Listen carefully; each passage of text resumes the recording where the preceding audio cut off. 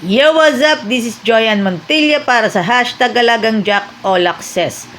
At narito po tayo sa exciting part dito po sa panig ng Lucena Alabang, which featured Jackliner Bus 148, which headlined Junior Tax Ramos, at sa iba pang mga konduktor na ating nakasama here at Jackliner Bus body number 148.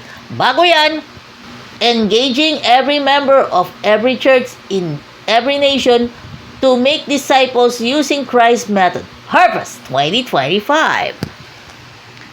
At narito po ang ating episode. At mula po sa leksyon sa paaralang Sabado, una at ikalawang trimestre ng taong 2025. Bago po yan ay i-subscribe ninyo ako sa aking YouTube channel, Joyan Montilla Vlogs, and i-follow nyo ako sa Facebook, Joy Ann Montilla. Maraming salamat po. At let's start, mga kaibigan.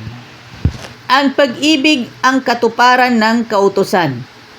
Ang relasyon sa pagitan ng pag-ibig at kautusan ay hindi maaring balewalain. Sa katunayan, ayon sa kasulatan, ang pag-ibig ay katuparan ng kautusan. Sa Romans chapter 13 verse 8 to 10, itinuro ni Saint Paul sapagkat ang umibig sa kanyang kapwa ay nakatupad sa kautusan. Matapos ilista ang karamihan sa huling 6 ng 10 utos, ipinahayag ni Saint Paul ang mga ito ay nauuwi sa salitang ito: ibigin mo ang iyong kapwa gaya ang inyong sarili. Romans chapter 13 verse 9. Sa katunayan, tasang itinuro ni Saint Paul ang pag-ibig, ang katuparan ng kautusan. Muli, sa Galatians chapter 5 verse 14, ipinaliwanag ni Saint Paul ang lahat ng kautusan ay natutupad sa isang salita: ibigin mo ang iyong kapwa na gaya ang iyong sarili. Ngunit ang anong uri ng pag-ibig ang tumutupad sa kautusan? Ano ang itsura na gayong pag-ibig? Tinukoy ni Jesus Christ ang higit na mahalagang bagay ng kautusan bilang katarungan, ang habag at ang faith. Nagnay ng isang particular na kautusan, ang Sabat. Makikita natin sa banal na kasulatan na ang Sabat mismo ay ganap na konektado sa pagpapalaya at katarungan.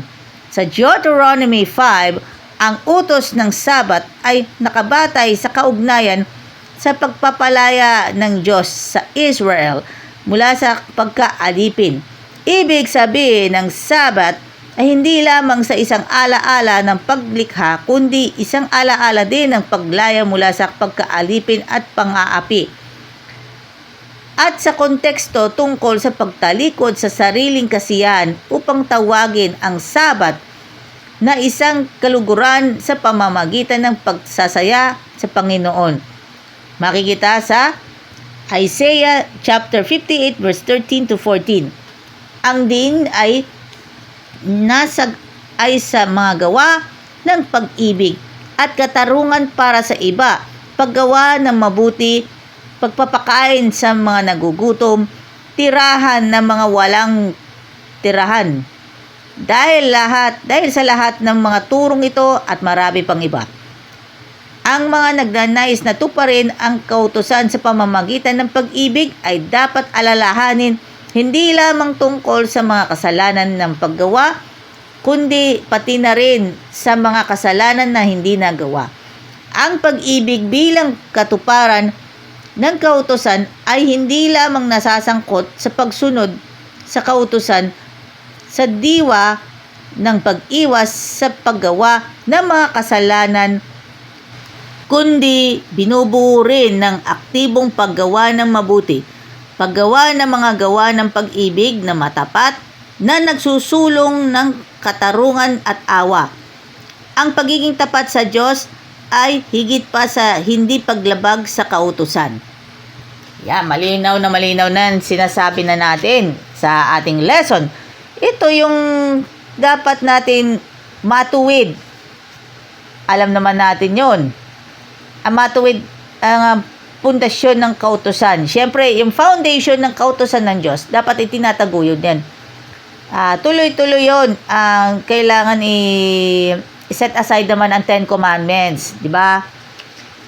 Siyempre naman, bago naman ng lahat, ay dapat na natin matutunan at dapat matutunan.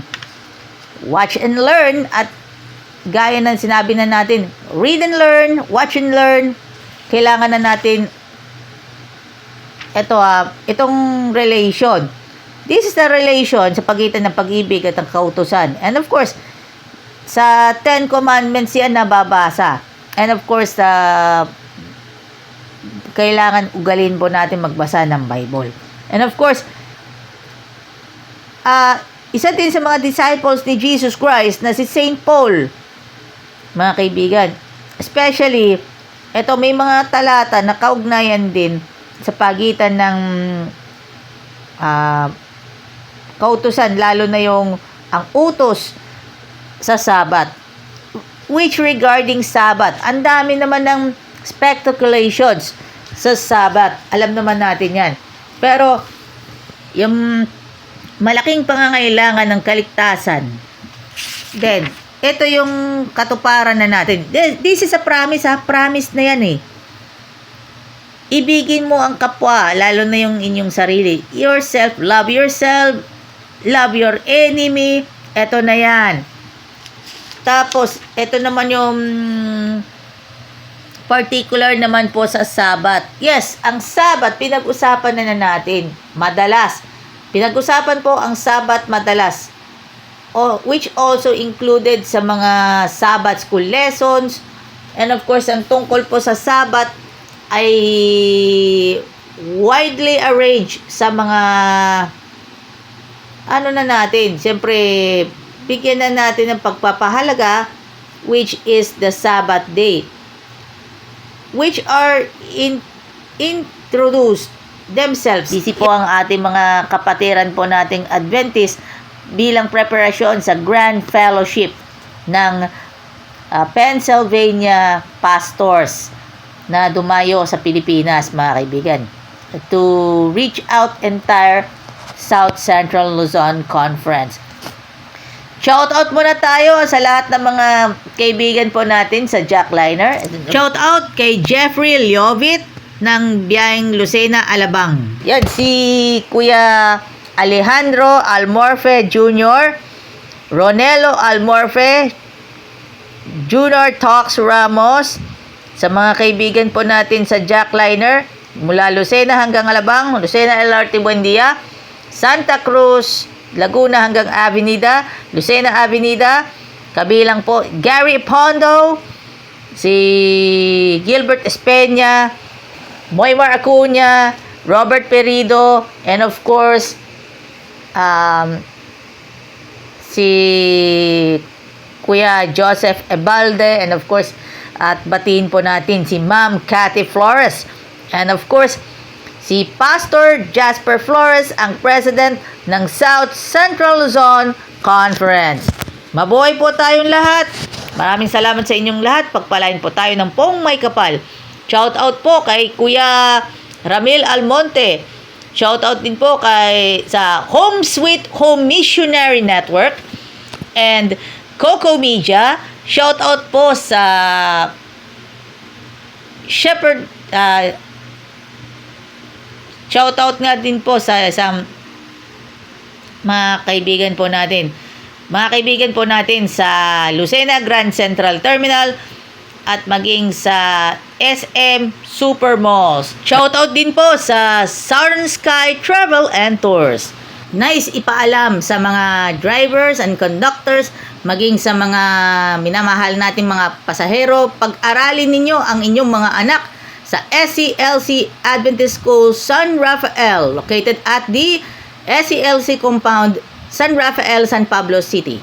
The school leads for Jesus. Shout out kina Christopher Manansala and Carlo Hernandez of Jackliner Bus.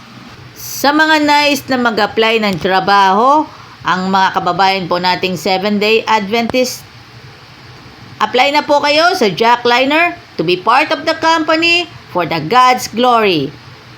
At pag-igihin ninyo ang inyong trabaho, don't forget, huwag nating kalimutan ang magsimba sa mismong araw ng Sabat. Mabuhay po tayong lahat. God bless! Alagang Jack is getting ready for Harvest 2025.